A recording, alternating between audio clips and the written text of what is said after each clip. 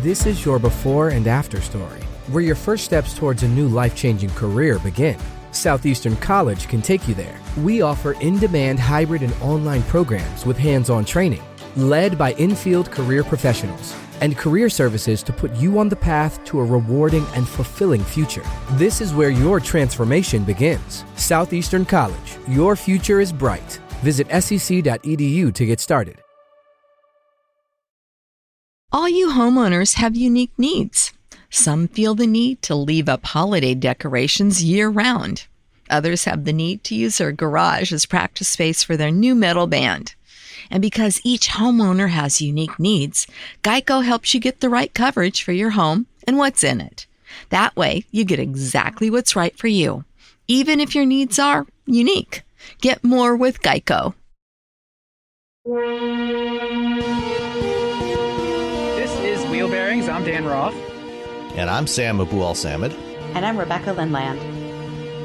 So I join you guys from the mobile podcast studio this week. But let's talk about what you've been driving. So, Rebecca, what have you been in? This week was a tough week. You know, I struggled through driving my very first Maserati. I was in the Levante S Gran Lusso, which has the V6 3.0 liter engine in it. And it wasn't bad. It wasn't bad. However... Well, you know, we make these sacrifices so the listeners don't have to. Well, exactly. And I'll tell you, and anybody that knows me well is going to be shocked by this, but the Maserati this particular one tops out at about $103,000. And I got to tell you, for the first time in my life, I prefer the $20,000 less Alfa Romeo Stelvio Quadrifoglio. Yeah, but I think, you know, we were talking about this earlier before we actually started recording, too, and there's a distinct reason why you prefer the Alfa more, and it has nothing to do with money. Okay, you're right. It has everything to do with the fact that the Alfa has almost 75 more horsepower. Right? See, so money and power, like that's the dichotomy here. That is the way to my heart, for sure. You know, and I haven't been in a Maserati that I can remember. So how was it? So it was great. I mean, one thing I will say that, so last June, I was at the Fiat Chrysler annual investors meeting over in Italy. And we got a chance to tour the Maserati factory, which was really cool. And one of the things that struck me was that the double pane glass provides such a quiet cabin. Like, so we're in this super loud factory, and when I closed the door, it just shut everything out. It was amazing. And the car, the Levante, certainly had that same feel. You know, it's a good size SUV. It's heavy. I don't know exactly how much it weighs, but it drives heavy, and the steering, you know, was responsive, but there was sort of this fun playfulness in the Stelvio that the Levante was missing a little bit for me. I did try and keep it in sport mode as much as possible, because that gives you that incredible thump, thump, thump, thump, thump, thump, thump exhaust note. And I was actually driving it out of the neighborhood quite early in the morning, and I turned it off. I turned the sport mode off because it's so loud. So it's a little bit like a Harley-esque kind of feel to it, but you know, it's a fantastic vehicle. I think it's beautiful. I love the interior, but I can't say that it made me want to go out and buy one like the Stelvio does. Yeah, which engine was in the Levante in the Lusso? Is that the V8? No, it's actually the V6. Yeah, so it's the V6 3.0 liter, 424 horsepower. And I would love to drive the V8 for sure. I'd love to see how that was. Yeah, I had a chance last June, you know, as part of the Fiat Chrysler's annual What's New event that they did here. For the first time, they actually did 2 days, and the first day was focused on Alfa Romeo and Maserati. at the Oh, M1 I couldn't go to the concourse. first day. That's right. I could only go to the second day. You're absolutely right. And so they had some drive loops available with the Levante, and I drove one, for about 15 minutes, which wasn't much, granted, but I agree with what you said. It does feel much heavier. It doesn't have that lighter, much more nimble, more sporting feel. It's clearly much more of a luxury vehicle, especially in the Lusso form. They also have the GTS, which has the V8. It's a Ferrari designed engine, and the V6 is also designed by Ferrari, but it definitely does not have the same kind of feel that you get in the Stelvio, which is considerably smaller and lighter. It is. Which also has a Ferrari engine. Well, and you can tell, the exhaust note, I think, reflects the Ferrari roots of the vehicle. But the Levante is almost more serious. Like I feel like the Stelvio, I feel like the Levante is Prince William, and the Stelvio is Prince Harry. Stelvio. Right. So let's see. The Levante has a bald spot.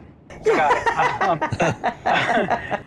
But so, help me out. Is that the one?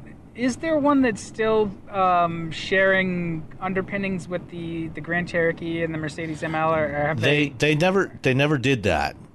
Oh, they didn't. I thought that was the Levante. I don't think so. I think the Levante, the production Levante, is actually based off of the Ghibli platform. Oh, okay. Back about 6 or 7 years ago, when they first showed a Maserati SUV concept at the Detroit Auto Show, at that time, they talked about it was going to be based off the Grand Cherokee platform, but then they went a completely different direction with it. Because they're Italians, and that's what they do. Yeah. Hey! I'm half Italian. You got to be careful there. I got Sicilian. That's where I say that because I can. Hey, I was born, less than 100 miles from the Italian border. So. Oh, that's awesome. You're more Italian than we are. At least though, I mean, I hope that at $103,000 and all the luxury with the Ferrari V6 and stuff, does it feel like it's worth it, or would you be shopping for a Cayenne or something else sort of in that same realm, Range Rover? Yeah, I probably would lean towards the Cayenne or the Macan, a souped-up Macan, a mid-range Cayenne, just because it just had that more fun to drive. Now, with that being said, the sport mode was a blast. I mean, the sport mode was just fun, and it's that engine, again, it's sort of like a Harley where it's just distinctive, and that you're driving something significant, and your neighbors know that you're driving something significant as well. The entertainment system, the interface, the HMI was horrible and frustrating as heck. So, it's not a car that you would buy with that in mind. But it's one of those things like, I really, really wanted to love this. Just put the windows down and listen to the engine. Exactly. I wanted to love this car. I wanted to love it. And I liked it a lot. It's kind of like when you finally get to go on your dream date with your handsome guy, and maybe he's still really handsome, but the personality wasn't quite as fun as you were hoping for. It was kind of like that. Yeah, so you fell in like with it. That's okay. I fell in an awful lot of like with it. Yes, yeah. And I was sad to see it go. I guess when I think about it, because I don't think about it often, it's sort of a contender because for whatever reason, Maserati's been kind of quiet, at least in my mind. It makes me wonder, what it's bought for. And I think part of it is that it's bought for the fact that it's a Maserati. And it's the family Maserati. So that's helpful in areas where that kind of thing is important. Do we know what its sales numbers are like? Does it do well for Maserati? I think the sales are pretty nominal. to put it bluntly. Yeah, I would think so. They're not, in the U.S. at least, they're not great. And I got to tell you, when we think about competitive vehicles, a vehicle that I would be much more inclined to go towards would be the Mercedes the GLE, particularly the SUV coupe with the AMG engine. That is another fine example of just all sorts of fun. And again, Why the coupe? I love the coupe. I love that one. I wrote an article for Forbes about the fact that the SUV version, and this is a bit repetitive, so I apologize in advance, but the SUV version is like going out to dinner with your brother, whereas the SUV coupe version is like going out to dinner with the hot guy that you're dating. And so Your brother's best friend. exactly. But, in terms of competitors, I think that the Maserati really may struggle a bit against key competitors. Yeah, I just checked the specs, and it weighs in at 4,650 pounds, which for that segment is about typical. It's not particularly heavy, but it drives heavy, though, right, Sam? I mean, that wasn't just me. Yeah. No, you're right.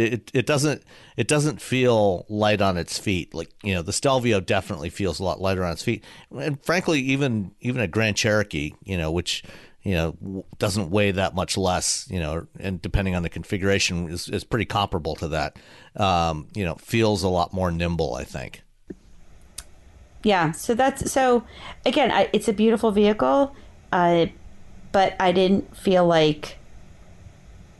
I liked it a lot. That's how I felt. Some cars just it's the same as romantic interests. They're just for looking at.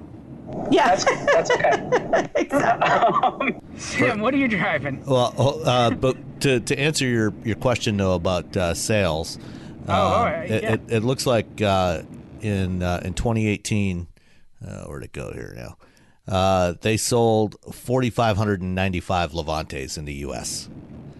So that's not terrible. I mean, what does the brand do overall? Do they do like 15,000 or so? They did. They don't break out the numbers by model, but since that's the only utility they have. The cars, the combination of the Ghibli and the Quattroporte was about 6,700 roughly. So it's almost as much as the cars, but it's what, about 12,000, 11,000, about 11,000 total. So yeah, so like one Ford plant in a day. Yeah.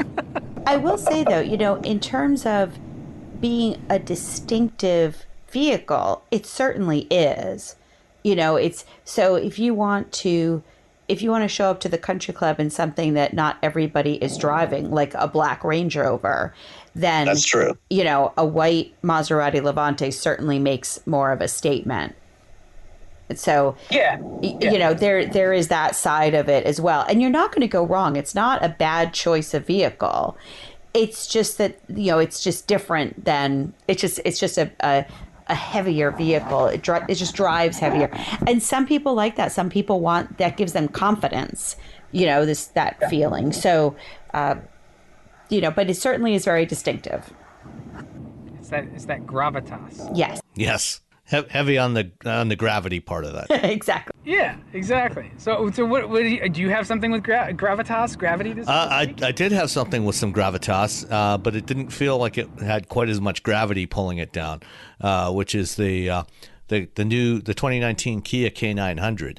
And this is the second generation of the K900. The original one was derived from the original Hyundai Genesis Coupe platform, and this one shifts over to the platform that's under the new Genesis G80, and it's much better. I mean, this was a really nice car. I liked it. It's got like actual structural rigidity.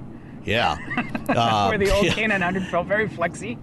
Yeah, it's got the 3.3 liter twin turbo V6, 365 horsepower, 376 foot-pounds of torque. And because it's a direct injected turbo. It's got lots of torque down low and then all the way through the rev range. So it pulls wherever you are. 8-speed automatic. It's the one I had was the luxury trim level with all-wheel drive, which was handy because we got a bunch of snow while I had it, and that worked out really well. The interior on this thing, it's so nice. The materials and the finish and everything. It's funny. We've talked about Cadillac before and how Cadillac cars and utilities, for their price point, they, the interiors just don't seem as nice as they should, compared, relative to the competition. This one, the K900 is definitely fighting well above its weight class. The trim level that I had beautiful open pore wood trim, really nice leather, heated and cooled seats, although I didn't really need the cooled seats, but heated steering wheel, and those are things that, like some other cars now, they turn on automatically when the ambient temperature is below about 40 degrees. So that was very handy. It's the back seat is just cavernous in this thing. So it's just as nice to spend time in the back as in the front. The design, Kia, is just killing it with their designs lately, I think, and like other Kias, over the last couple of years, we've seen a little bit more divergence, among, as you go from one nameplate to another. There's still those cues there, like what do they call the grill design? The tiger. Oh, the tiger nose, yeah. Tiger nose grill. Snout or whatever, yeah. So you still have that distinctive Kia grill shape, but the headlights are separated from it. Like in the past where they butted up, or on some other models where they butt up right against the grill. So there's sheet metal all the way around the headlights. The design of the headlights and the tail lights really looks good. It's just a lot of really nice detailing in this thing. And, well, I think that's what makes the car feel luxurious, no matter what price it actually is. And that's something that, it's not just Kia. Other brands are pretty good at it right now too, but Kia is really, really good at it. They're putting a lot of energy there. So when you look at the car and touch the materials, when you're in the interior and stuff, just the choices that they have made makes it feel special. Yes, and that's absolutely. really, really important. And that they are. I agree with you. They're doing a fantastic job. Yeah. So actually. Oh, I'm sorry, Sam. Go ahead, Rebecca. So I drove the K900 in Korea back in April. And it was the U.S. it was the Korean spec. So it was technically the K9, which is what they call that. But, just looking back at the article I wrote, it right away, the interior really caught my eye because it was just beautiful. And you just want to spend time in it. It was just incredibly comfortable. And I loved it. Yeah, and some of the other interesting details they've done, for example, when it has adjustable side bolsters on the seats, for example, power adjustable, so you can cinch them up. And I generally prefer to have them, a little more snug, to hold me in place. And when you put it in sport mode, it keeps the side bolsters nice and tight. But if you switch the drive mode over to comfort, it automatically opens them up a little bit. So, the seat becomes a little bit flatter, but it's more wide open, the presumption being that if you're in comfort mode, you're not going to be driving too briskly through corners. You're going to be driving a little more leisurely. And so you don't need quite as much lateral support. So, little details like that, actually make a huge difference. No massaging seats, unfortunately. But, I was going to say, did it have massaging seats? Yeah, no, not in this one.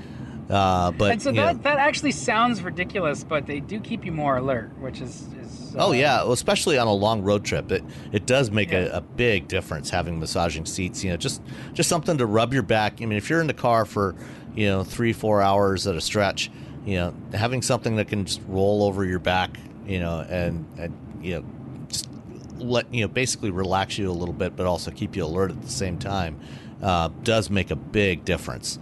Yeah, and it sounds like that's a car that would be good for a long road trip. Oh yeah, Yeah, for sure. And then this one, a lot of cars now have wireless phone chargers built in. So the Qi charging pads, so you can just drop your phone on there and it starts charging if you have one that's compatible. The K900. At least the luxury trim level, also has one in the back. So when if you put down the center armrest, fold down the center armrest in the back, you have a slot there for a Qi wireless charging pad for your phone.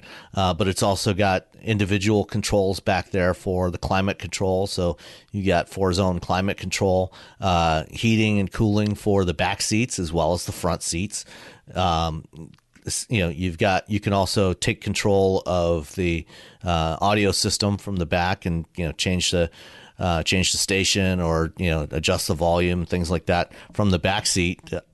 So that if somebody's having somebody drive them around as opposed to doing the driving, they can manage all that from the back. So this is clearly a very well thought out car.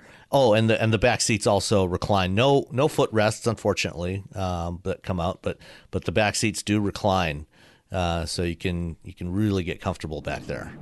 So it's an S-Class for somebody who doesn't care about the brand, doesn't want to spend S-Class money, but wants the features. I'm sure liveries are probably salivating over them. But what's the price on it?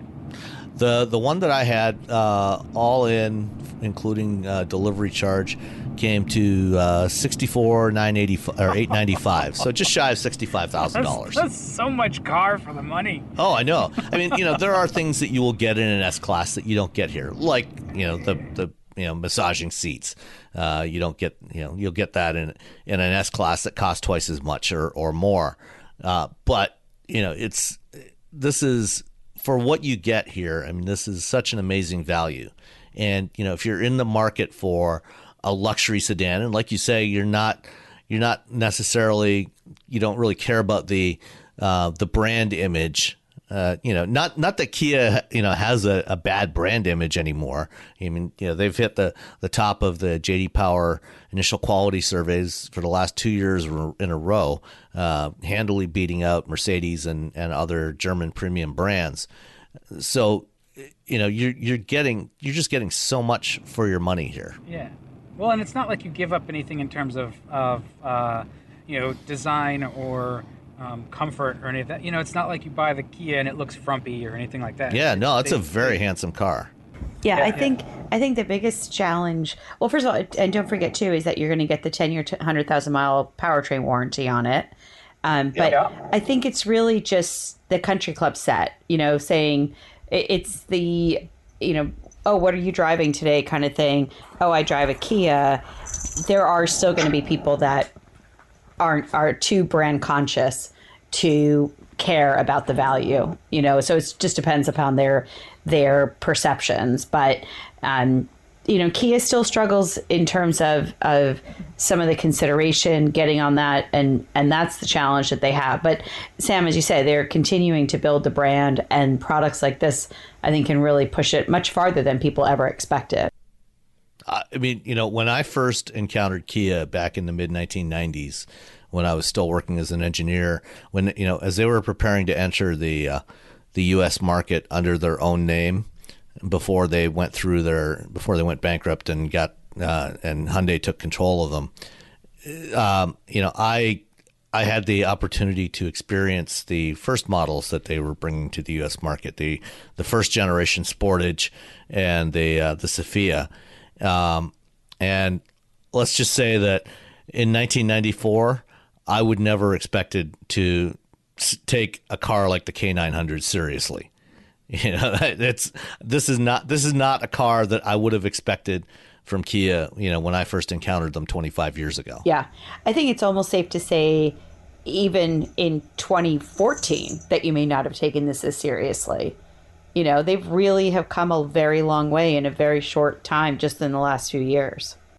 Oh, yeah. Yeah, absolutely. So speaking of Mercedes-Benz. Yeah, I was just going to say, the country club set can go to hell, first of all. Second of all, I'm driving one of their cars right now. I have a Mercedes-Benz E450 4MATIC, which is, like I said, it's a dandy podcast studio. Holy crap, is it a good car? Like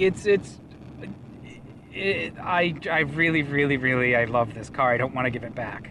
I've always really liked the E-Class. You know, it's the Mercedes. You know, for forever, the E-Class has been sort of the quintessential Mercedes, other than the S-Class. But really, throughout the decades, the E-Class was like, it was the mid-size sedan and wagon car that Mercedes made, and so it's always good.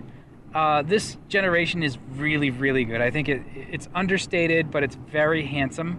Looks-wise, it actually looks, tidy and light. You know, they did a nice job going from an earlier version that was a little bit Baroque in its styling. You know, it had some weird kind of elements, like these little arches over the rear wheels that reminded me of the Impala. They did away with that. So it's just a clean looking car. And inside, all the materials are phenomenal. Everything you touch feels like it's worth it. And it is a $90,000 car, which is absurd for an E-Class. But and that's not even the most expensive one. No, but it drives like $1 million. It's the 3-liter twin turbo V6, very powerful. It has adaptive damping or adjustable damping, so it rides like it's on a cloud. 4MATIC with winter tires and AMG wheels. You know, the AMG look, so it looks sharp. It doesn't have a problem with the winter weather that we just had. It's super comfortable, massaging seats. The steering is it's precise, it very responsive. So as a driver who likes driver's cars, is pleasing. As somebody who is getting softer and softer in his old age, the luxury. At least your is body very is, pleasing. if not your Definitely. Your demeanor. I'm catching up. But it's got the Designo leather seats. So this one's spec'd out very nicely. You can get an E-Class. I don't know about the E450 dipping into the low 60s, but I think that's about where it starts, low to mid 60s with the 450, and the 350 is obviously cheaper. But it's just, it's solid as a rock. All the ADAS stuff is, I'm using it right now. It's very, very good. Nicely tuned. So the Lincoln Nautilus I had last week had a pretty comprehensive suite of ADAS on it, but it was a little more herky-jerky in the way it worked. The Mercedes and BMWs tend to do this too. The German cars are just tuned so that they drive themselves like a driver, and it's not full autonomous driving, let's be clear, but the features have a bit of, I don't even know how to describe it. It's like this little bit of like ramping up, ramping down, like logarithmic action to the way they intervene that is smoother than just sort of a very linear sort of, aggressive response. So it's a more luxurious experience in that sense. It just feels more high quality. It's a lovely car. And the adaptive headlights, I think this is the first car I've driven with adaptive headlights. They are amazing. Have you guys experienced? Yes, you must have. You drive everything before I do. But just I was surprised that they're very different from regular headlamps. Yeah, I've driven numerous cars with adaptive headlamps, including the K900, and it is nice, as you turn, especially when you're driving through a residential neighborhood, coming home, or even out in the countryside where the ambient lighting is not as good, to have the lights turn into the corner, so you can see what you're driving into, makes a huge difference. Oh, yeah, there's that, but there's also, like, the way the high beams operate, it's like the pattern goes up and then opens out from the middle. Mm-hmm. And maybe it's just a Mercedes thing, but it's really, it's impressive. It's impressively good, and the throw is good. And I in a past life with my Volvos, I was very geeky about the lighting, so I pay attention to that. And Yeah, I mean, it's hard to knock a $90,000 car that's very, very well equipped, and so that's where we're at with the E-Class. I do wonder, though, at $90,000 for a mid-sized sedan, like, who buys these? Because what I've noticed is, the people who do buy them, or I see it, and they've always got a new one. So it's almost like they're leasing them or they're flipping them or whatever. So I'm really having trouble. As much as I like it, there's no way I could ever justify a car that costs, at least almost a third of what the median home price is in the United States. Like, that's a lot of dough for a car. But most of them are being leased. I mean, in my misspent youth, I worked for Mercedes-Benz Credit. So I will tell you that the majority of them are being leased, and they're leased by businesses. They're leased by people that have their own company and such. But I also, just hearing you talk, Dan, just hearing you describe the adaptive headlamps and such, this is the difference between a K900, trying to be luxury and the authenticity of Mercedes-Benz. I mean, the K900 is not a $90,000 vehicle, but that Mercedes there is just something iconic and authentic about that kind of luxury. I mean, you want to talk about gravitas? It definitely has it. Yeah. Well, and to what you were saying a minute ago, about the driver assist system on there, for example, the Mercedes Intelligent Drive System. I've driven, I drove the AMG E43 about a year and a half ago, and I've driven the S Class, with an even more advanced version of it, and that's a prime example of where there is a difference, between that and something like the K900. The K900's, lane keeping assist and its adaptive cruise control work really well. But, when you get into something like the Mercedes, it does feel distinctly more refined. Especially the lane keeping system, the lane centering system. And, one of the things that Mercedes does is they also incorporate, the map data as one of the inputs to their system. So, as you approach a curve as you're driving down the highway, as you approach a curve, or even, on a rural road, if it sees that the curve up ahead is a little bit too tight for the speed that you're going, if you've got the cruise control set, it will automatically reduce your speed as you approach that curve, or even coming to a roundabout, or if you flip on the turn signal to make it turn, as you approach the next corner or approach that roundabout, it'll automatically slow you down to a speed that you can get through that safely, and so you don't even have to touch the brake pedal. And then once you finish that maneuver, it'll automatically resume whatever speed you had set. So things like that, there's that extra bit of effort that's gone into the a vehicle like a Mercedes to make things like that work just that little bit better. Yeah, it's really palpable, and things that I normally don't like, this car has quite a bit of screen in it. But you can. That's one way of putting it.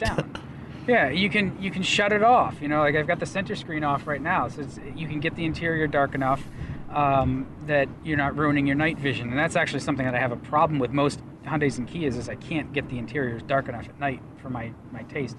But it's just, I really like the way they allow you to personalize it too. Settings are tied to the key fob. You can set up your custom drive profile in it, so you can use the eco mode, which almost freewheels in places where you'll just watch the tachometer drop to 0 as you're coasting downhill on the highway, and that's interesting to me in eco mode. But also you can set up eco mode to have the sport suspension and steering settings if you want, in your individual settings. So it's very flexible that way, and then just all of the comfort settings and things, and German cars are really good about that. And me as a control freak, I really like that. I can set the seat heating profile in it, and it has.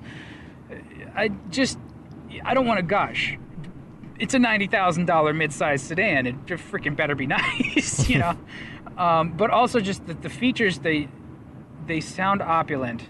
But if you spend a lot of time in the car, you know, I'm coming back from an event where I got to see the new Altima tonight up close. And so I'm driving now, and it's an hour and a half drive. And I drove down, stepped out of the car fresh as a daisy because of the massaging seats and just how sort of refined it is on the road. You know, it makes a difference if you're spending a lot of time in the car, which I guess you would if you were using it for a business. I just that's a huge expense for a business. So I hope you're writing it off for something, because it's like even a lease for a car like this, monthly cost has got to be really high, and that's what I keep coming back to. Like, I guess if money is no object, yeah, sure, have at it. But if you're concerned about the cost of the car, you know, me with my sort of more blue collar roots, I'd be looking at the Kia and going, yeah, it's not quite as good, but it's way more affordable. That reminds me, I forgot to mention one very cool feature of the Kia. It's got a digital instrument cluster, and you know, so it's got the two main round gauges. But when you turn on the turn signal, there's cameras on the mirror housings that show you the view back. So when you turn on the turn signal, instead of, you don't have to, even if you don't glance over at the mirror, you will see what's there. You'll see the view from that camera right in the cluster right in front of you. So if you turn on the right turn signal, you'll see it in the right gauge, or the left one will be on the left gauge, and it gives you a really crystal clear view of what's directly in that blind spot area. Plus, it also has the radar-based blind spot monitors. So it's really interesting, Sam, because I found that to be very distracting, that feature of having it appear directly in front of me.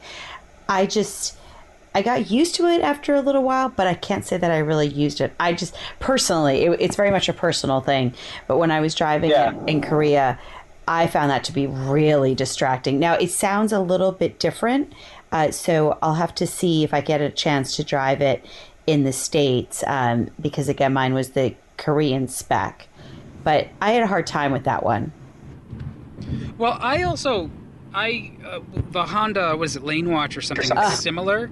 Yes. I also find that distracting, but I think you're right. I think it's a personal thing, and I also wonder if it's sort of like hey, if you can't beat them, like, there's a lot of people that just don't know how to use the mirrors. Yeah.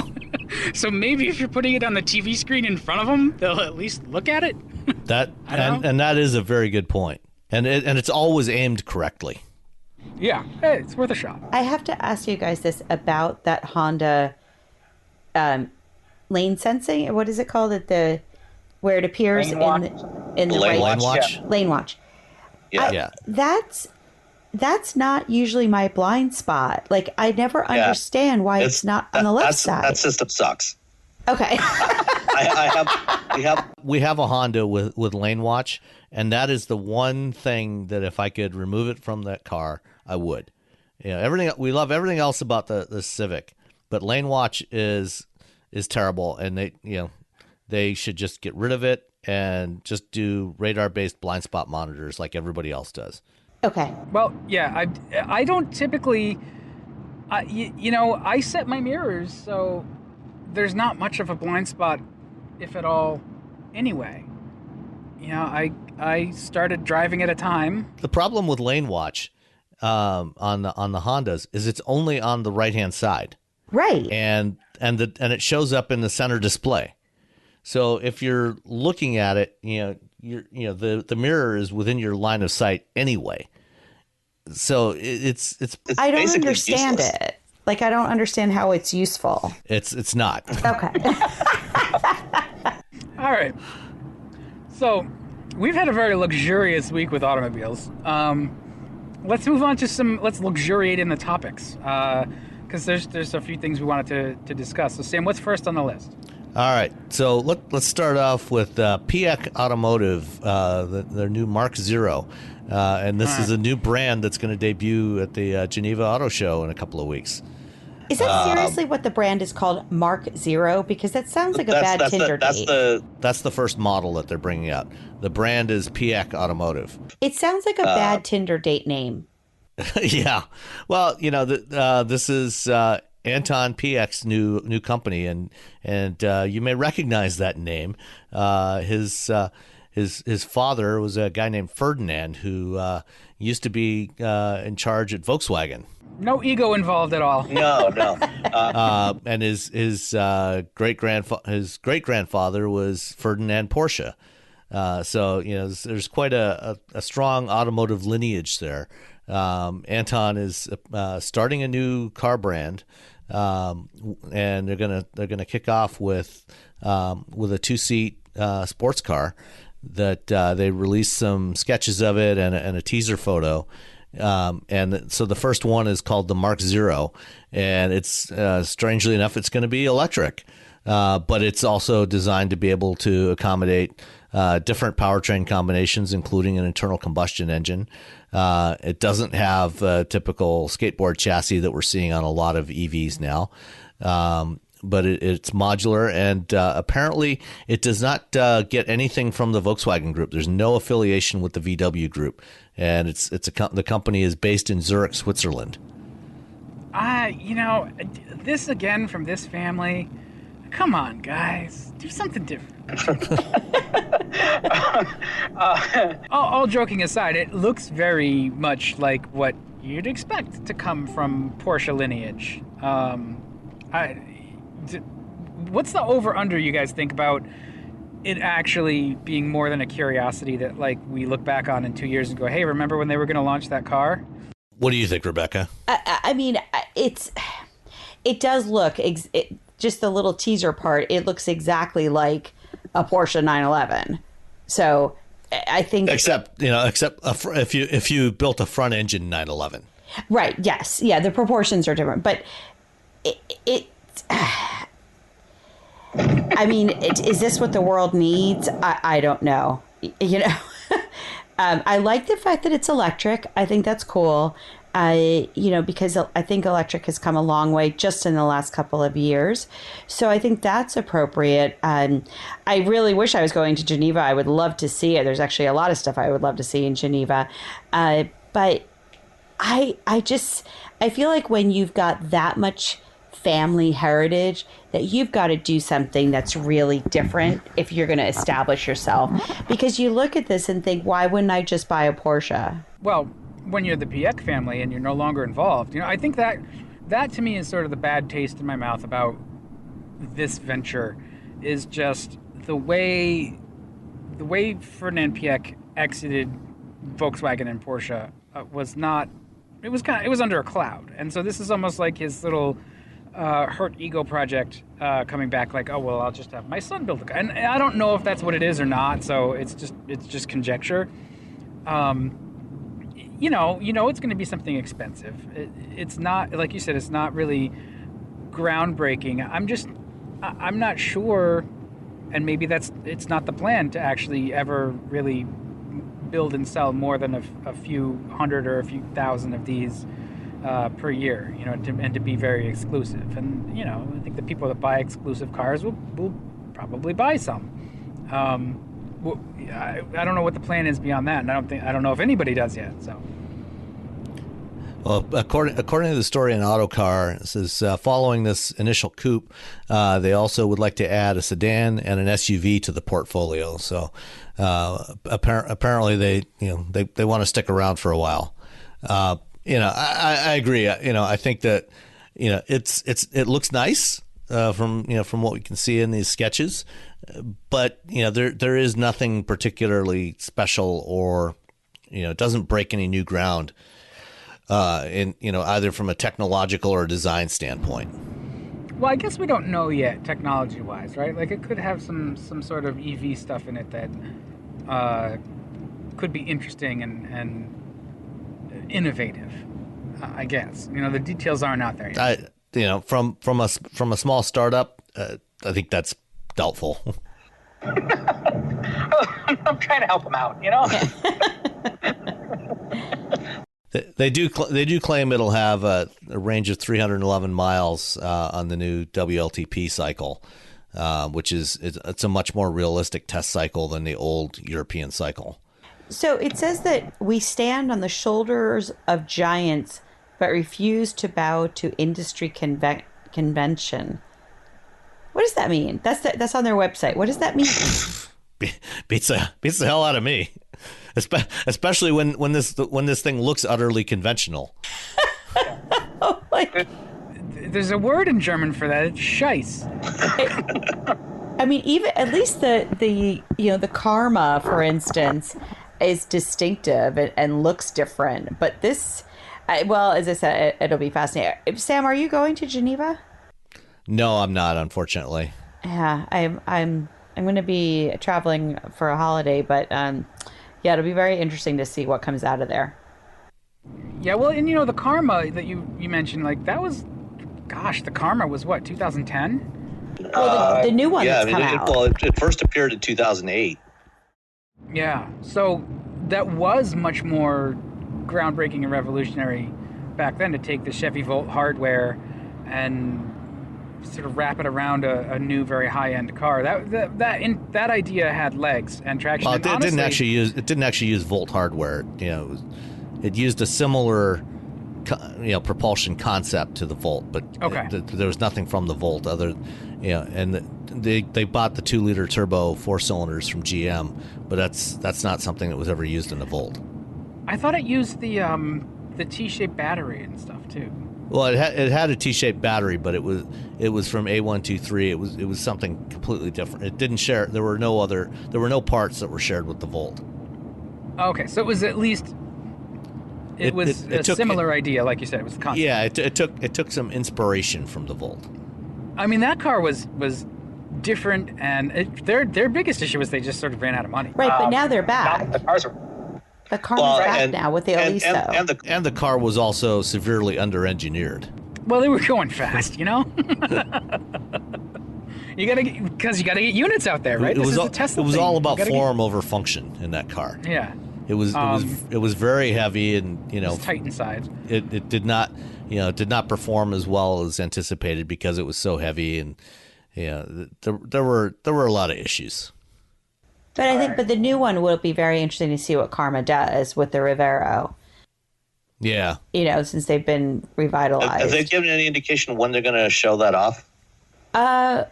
They're showing it, very soon. I mean, there's actually advertising. When I was out in California, there was advertising going on at like the Newport Beach shopping mall and such. So, and they're hiring like crazy.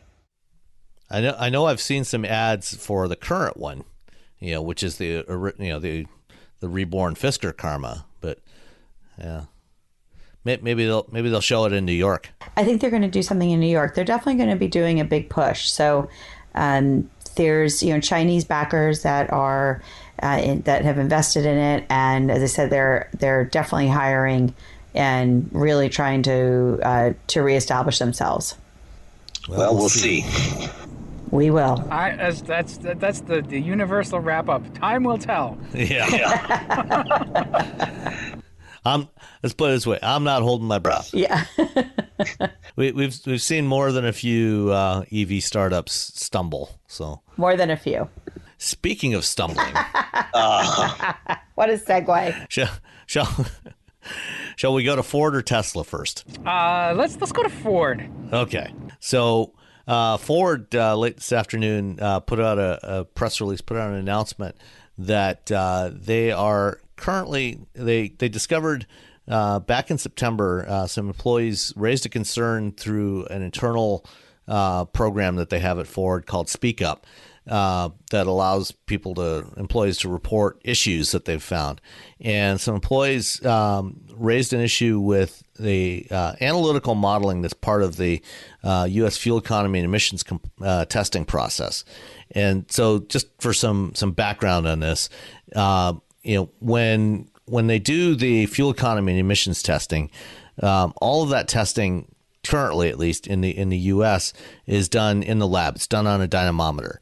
And what they do is before they actually start testing the car, doing the official test on the dynamometer, they go out and they run some tests on the vehicle on the test track, and they do what they call coast down tests. And so they measure a bunch of data from that, that gives them some parameters that allow them to factor in things like rolling resistance and aerodynamic drag and weight, and the overall friction in the vehicle. So they get it up to a speed and basically let it coast down and see how long it takes to get down to a lower speed. And then from that, they take all that data and they feed it into a formula that they then use the output from that to set up the dynamometer, the resistance on the dynamometer, so that it replicates what the car would be getting if they were actually testing it on the road, or at least that's the theory.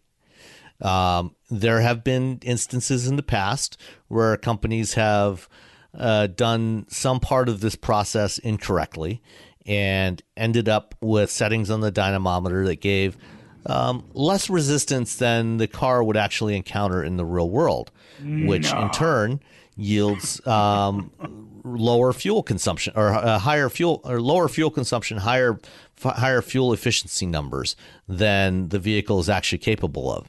And Hyundai got busted for this back in about 2012 or 2013, and had to go back and retest the vehicles and change the fuel economy label numbers on those vehicles, and they issued a bunch of refund checks, rebate checks to customers that bought those vehicles. And then about a year later, Ford got busted for the same thing in 2014. There were 6 cars, including all their hybrids and plug-in hybrids and the Fiesta, that they ended up having to relabel. And now it appears to have happened again. Plug-in hybrids. I remember the C-Max, when it first hit, everybody was, the stickers, we weren't getting anywhere near the stickers when we drove them as media cars. We're like, well, something's wrong here. Yeah, well, the C-Max came out, with a fuel economy rating of 47 miles per gallon, city, highway, and combined. And pretty much nobody was ever able to replicate that in the real world. Yeah, it was like a solid 30s car, which was, was good, but not that good. Yeah. So what happened this time? Like they caught it and they decided we're gonna get out ahead of this before we get caught again. Yeah. So they discovered the problem before EPA came back to them, and they've hired an outside firm to conduct an investigation into their procedures and their testing procedures, and also to some outside technical experts to work with Ford to figure out what went wrong and fix the problem, and also a lab to conduct some further testing, some independent coast down testing. And the first vehicle that they're doing this with is the 2019 Ranger. And if they find that there is in fact a discrepancy from what it should, from the way it should have been tested, then they will, then from there they will go back and start looking at other vehicles from the last couple of model years. So why does it keep happening? Well, one thing is back in 2017, after these problems with Hyundai and Ford and some other manufacturers, I think Mini also had a problem at one point. The EPA issued some new guidance on the procedures for how they're supposed to do this testing. And at that time, you may recall that starting in the 2017 model year, there were a lot of cars, in fact, most new cars, even ones that were largely carryover, ended up getting new fuel economy numbers that were, they lost 1 or 2 or 3 miles per gallon from their previous model year fuel economy ratings, because nothing changed on the vehicles, but they changed the test procedures. And it's possible that at that time, and this is pure speculation right now because we don't know what happened, but it's possible that Ford somehow misinterpreted those new guidance, those new procedures that EPA gave them, and essentially just did the tests wrong, and so that or the calculations were done wrong, and thus they ended up with perhaps higher fuel economy numbers than they should have gotten. I think, it's the interesting thing about all this is that this has been going on for a while, but ever since the Volkswagen diesel scandal, which I think was quite different than this, because of the deliberateness and the intent of the diesel scandal, it gets such headlines and everyone just kind of goes a little like, oh my gosh, is this another one? Is this another one? But I actually commend Ford for the fact that they used this, the fact that some of the employees were raising concerns, that they took them seriously enough to look into it. So I think that's a real positive here. Yeah. Ford came out with this, before regulators came back to them, or at least that appears to be the case. I mean, we don't know for sure. EPA hasn't commented yet that I know of. And Ford doesn't mention anything about it. They said that they were the ones that notified the EPA and the California Air Resources Board. So, I mean, that's a good sign that the manufacturer, is the one that initiated this investigation.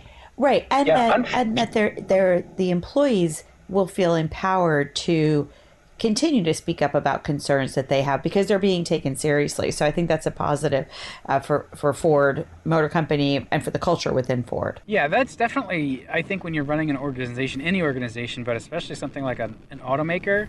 So when you're running an organization as large as an automaker, people having anybody being able to speak up and not fear retribution, I think that's a really big deal. We saw it has a chilling effect at other automakers, right? That's why GM, they buried the ignition switch problem.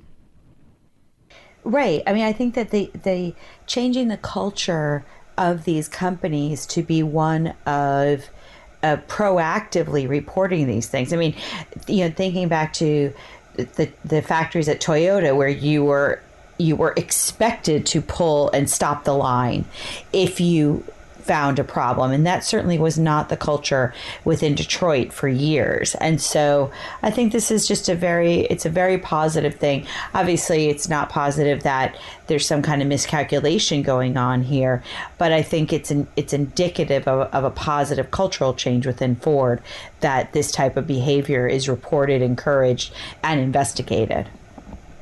Yeah, it's a little unfortunate for I think because of the environment we're in with the pressure on fuel economy, there's still that fight going on between the federal government and California over fuel economy, and that seems to have broken down right now. And so to just cast more doubt on fuel economy numbers is really not what we need at the moment to make that debate shift, for me, in the direction that I think it should go, where we should have tighter restrictions on emissions. I think they've driven innovation, and I don't think they're too expensive. And even if it costs money, the costs if we don't do it are far worse.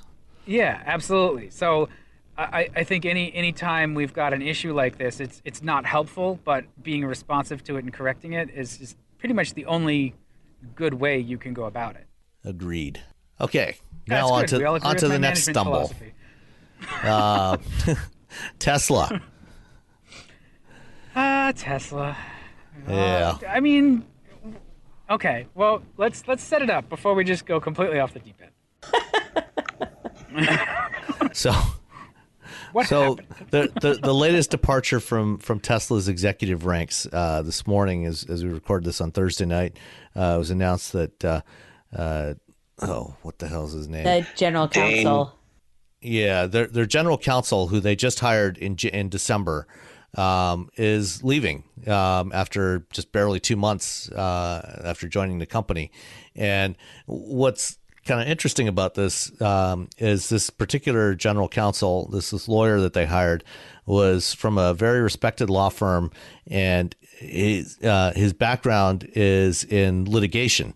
And Tesla, is currently under a number of investigations from the SEC and the Department of Justice relating to a variety of different things relating to some of their accounting practices and Elon's Twitter account and all kinds of other stuff.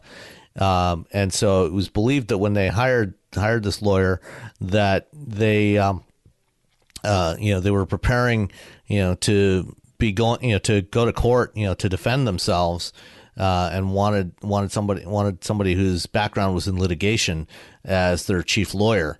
And now apparently, after having looked around inside the company, he's decided that he's got better places to be, and has decided to move on. And they now they promoted another lawyer from inside the company who is comments he previously made to during the SEC investigation indicate that he's a true believer in Elon, and he will not dispute anything that Elon says. So That's great. So yeah, he's gonna go to jail. I got to tell you, I think, I don't know, when I heard this guy was leaving, I thought, wait a minute, because I remember meeting the general counsel for Tesla at an event actually that was run by CARB, and it wasn't that guy. And so I don't know how many people they've gone through, but they have had quite the exodus of executives leaving the company. And there's that kind of instability. The stock market doesn't like it. I think that there's a lot of intellectual legacy that's going away as well. And then it also just calls into question other executives look and say, why do people only stay for a couple of months? There's got to be something going on here. So I think right now the number is 40 executives have left since 2016. It's 45 in the last 18 months, and over 70 in the last 2 years. Woo! Yeah. And in fact, another one with a very short tenure was just last summer. They hired a new chief accounting officer. Yes. Who left after only a month. He was there for a hot minute. Look, when you're like money person and your lawyer split after just months, that's not a good look. Yeah. But let's also consider, because Tesla fancies themselves a startup, so obviously that rate of turnover is very high for an established automaker, and I think that rate of turnover is also high for a startup, but high turnover is not uncommon when you are trying to be an innovative company and you are trying to, you are a startup like that it's like 30% is pretty normal of turnover. Well, and especially in California, because one of the things that has made places like Silicon Valley possible is that in California the law does not allow companies to enforce non-compete agreements. And so it's easy for somebody to leave and go to another company and go work for a competitor. So that does make the turnover there, especially in the startup community, considerably higher than in most other places. But still, this kind of turnover, this number of executives leaving, in such a short period of time, and having, multiple people leave the same job, in short periods of time is, it's really unheard of, especially in a company as large as Tesla. Tesla is not a startup anymore. I mean, they've been around for almost 16 years now. And, this is not a startup anymore. This is a company with, almost, 40,000 employees. They have to be treated as and examined as a real company, not as, some up and comer. Yeah, I think that we get back to they were a teenager and they were going through the teenage years for a long time, but now they're an adult and now they need to start acting like adults. Well, I mean, if they're an adult, they're not living up to their potential. Speaking of treating them like an established car maker, when you evaluate their cars on that, from that perspective, they don't do quite as well. If you give them a pass as a startup, then you say, yeah, they're still learning. It's easy to overlook stuff, but Consumer Reports just sort of delisted Tesla from their recommendations for the same reason. They were evaluating them among their competitive set, and they don't measure up. Yeah, Consumer Reports did their annual reliability survey among their members, and the model, and this is in particular the Model 3. The reliability numbers for the Model 3 were substantially lower than average, and so they decided that they could no longer recommend the Model 3, even though customers reported being very satisfied with the cars. They liked the cars, but they just weren't very reliable, and so Consumer Reports decided they couldn't recommend them anymore. Yeah. So I think all of this chaos is interconnected. And I think, Sam, you've nailed it in the past when you point out that one of the biggest problems Tesla has is one of its greatest assets, too, is Elon Musk. He's not a good manager. No, he's a terrible manager. Yeah, and he's good at a lot of other stuff, but he's not a good manager, and that's what they need. Yeah, and the lawyer who just left as the general counsel position, Dan Butzwinkus is his name. He's a Washington trial lawyer, and what's interesting about the timing of this is that he represented Musk when he was sued by the SEC last year after the infamous taking private tweet, and part of that settlement was that Tesla and Musk agreed that any comments, any statements made by Musk on Twitter or any other medium would have to be reviewed by an internal review panel from Tesla before they were published. And the departure of Mr. Butzwinkus comes one day after Elon was doing an interview yesterday with Kathy Wood, the head of a company called ARK Invest, a hedge fund called ARK Invest, who infamously has projected that Tesla's stock is going to go to $4,000 a share. I mean, they're going to be the next Amazon. Yeah, we don't need to go down that path right now, but during that interview, Musk said, that that Tesla would build 500,000 cars this year, which, that statement is a material statement about what the company is going to do this year. That's Are they even capable of No, doing they're that? not. But I don't. But the thing is, 4 hours later, and he tweeted that out that they're going to build 500,000 cars in 2019. 4 hours later, he deleted the tweet and said no, he misspoke. That by the end of the year, they will be building cars at a 500,000 annual run rate. Basically 10,000 cars a week, which they've never achieved up to this point. That's not the same thing. No. Right. And so, clearly, what he tweeted out had not been reviewed by anybody else. He pushed this out, without any review. And, recently in an interview on 60 Minutes, he said he doesn't respect the SEC. And so, it seems like I wouldn't be surprised if, Butzwinkus, didn't comment on any of this, but I wouldn't be surprised if he just looked at all this shit and just threw up his hands and said, I'm out of here. I can't deal with good this. Good for you for not getting any on you. Just get out. Yeah, he's going back to his old law firm. Yeah. Oh, boy. If I were a car executive, I would be just quiet and head down. I wouldn't even tweet. I'd be so easy to deal with. Somebody should hire me. Yeah. All right, what else we got here? Rebecca, you want to talk about the IHS pedestrian crash tests? Yes. So this also came out today and got quite a bit of coverage. As I drove into New York this morning, I was listening to Jeff Gilbert, actually, on WWJ, always a favorite of mine. You can't get WWJ in New York. On CBS 880. He's on Jeff's reports go out on CBS Radio. Yeah. All right. I used to listen to CBS to fall asleep. Yeah. CBS AM is the greatest thing ever. Yeah. It's the best. It has a rhythm. Anyway, sorry. Carry on. Quite all right. So this was the IIHS, the Institute for Insurance and Highway Safety, I think it's called. Yeah, Insurance Institute for Highway Safety. Insurance Institute for Highway Safety. Thank you. So they did. They tested 9 crossovers in the pedestrian avoidance test, and they basically went over and looked to say, how are these things doing? And so, interestingly, some of the smaller vehicles actually did quite well on this. And so the Honda CRV, the Subaru Forester, the Toyota RAV4, and the absolutely adorable Volvo XC40, which I know we haven't talked about, but at some point I do want to tell you about driving that car for the week.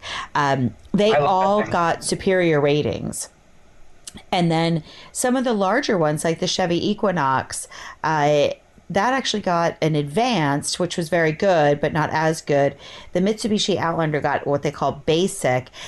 And then shockingly to me, because having owned BMWs, I always felt that they were very safe. Apparently they're driver safe, but not pedestrian safe. Right, they're safe for the driver, yeah. Yeah, the BMW X1 got no credit, basically failing, which I found to be quite shocking and something that I would think BMW would certainly want to address. I don't know. I mean, it seems about on par for BMW, where the driver just does not care if they're pedestrians in the way. He's just supposed to just, look, don't be walking where I'm driving. But also, I was the BMW driver that used their indicator. You were the one. I was the one. You just said joke about the porcupines and stuff. But that's an amazing result for Mitsubishi, though, where now they can say, like, look, our system's better than BMW. And barely, our car costs $25,000. Okay, so now this is interesting. So this is what the article on Automotive News says. The BMW X1 did not meet any of the test parameters and was not rated. Because it did not stop soon enough to avoid the pedestrian in any of the tests. Wow. Okay, but that's different. That's failing. Right. But to say not rated implies that... That is odd that they gave it a no credit score. Yeah. Because IHS doesn't usually do that. I mean, they will usually rate something, as good, fair, or poor. Right. And this is a new rate. I think this is the first time that they've done this, isn't it? I think so too. Yeah. It says vehicles rate as basic, advanced, or superior based on their ability to avoid or mitigate a crash with pedestrian dummies in 3 different test track scenarios run at different speeds. So that's where the superior, advanced, basic, and then no credit. And that's where the BMW fell under. Yeah, I think that the BMW did not even attempt to brake. Yeah, it says it didn't brake at all in the 37-mile-an-hour parallel adult test. So, if there's a video that I'll embed the video in the post for the show, and you can see most of these vehicles go through the Mitsubishi. It did hit the pedestrian. They use a dummy, a pedestrian dummy, crossing the road. And they actually have several different ones. They have an adult that's crossing the road. There's 3 different tests. There's an adult crossing the road. There's an adult walking down the road in the same direction as the vehicle. And then there's one where there's a child-sized mannequin that walks out from behind a parked car. And I think the Outlander did brake, but it didn't slow down enough. It didn't come to a complete stop. And I think the same was true of the ones that, at least in some of the tests, that got the advanced rating. I think for the superior rating, it stopped short of the pedestrian in all 3 tests. If I'm not mistaken. But the BMW just didn't brake at all. So it's as if it didn't even have a system. That's amazing. It's tuned to BMW standards. That's right up. I'm sorry. I have to say, I'm disappointed because I was actually just at a BMW event last week, and I wish this had been last week because I definitely would have asked them about that, because that's not good. Yeah, I feel like there's probably some yelling going on in Stuttgart right now. Or Munich, certainly. Oh, Munich, I'm sorry. Stuttgart's Mercedes. I got Mercedes in there. You're still gushing over that Mercedes. Oh, no, you don't want to gush. That's right. All right, what's that? My drive is almost over. So do we want to hit any more topics or questions, or are we good? Let's call it good for this week. Yeah, Okay. so I'm going to be in India next week, and I don't know if I'll be able to call in or not, but I'm definitely going to report back on vehicles that I see. Okay. And if you can't call in, I'm going to try and see if we can get somebody to sub in for you next week. And we'll leave that as a surprise for now. All right, everybody. Thank you so much for joining us this week. And don't forget to, check us out. Follow us on Twitter at Wheelbearings Cast. And if you just search for Wheelbearings Cast, you'll find the version with the right spelling in Twitter. And you can shoot us any questions or comments on Twitter, or use the contact form on the website at wheelbearings.media. If you like the show, go on iTunes and give us a rating. We've gotten a whole bunch of good reviews and ratings, but it never hurts to have more. That's how Apple decides which ones to bump up, which shows to bump up in the rankings. So the more good ratings we have, the better. One other thing, don't forget, I will also include this in the show notes. We've still got time to register for the NVIDIA GTC, the GPU Technology Conference in San Jose, March 18th to 21st. I will be out there. If anybody's attending, give me a shout. Try and catch up for a cup of coffee or something.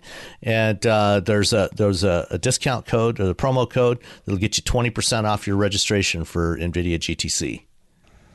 And I have to say, this is my third podcast with you guys, I am so grateful for this opportunity. It's been a lot of fun, and the welcoming notes and comments on Twitter and such have been, I'm very, very appreciative. They warm my heart, so thank you. And we love having you here, Rebecca, because you do bring a very different perspective on a lot of this stuff. Both because you're a woman, but also just because of your background as well. You're coming at this from a different place than either Dan or myself, and I think having that those different voices helps make this more interesting. All right. Yeah, we've enjoyed it too. So thanks for joining us. Good. Thanks, guys. All right. We'll see you next week, or talk to you next week. All right. Bye. Bye.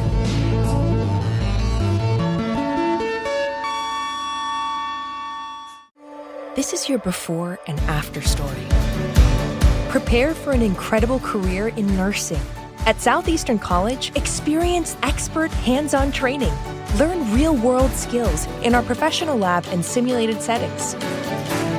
And train for opportunities as a practical nurse, registered nurse, or career advancement with our RN to BSN program. At Southeastern College, your future is bright. Visit sec.edu to get started.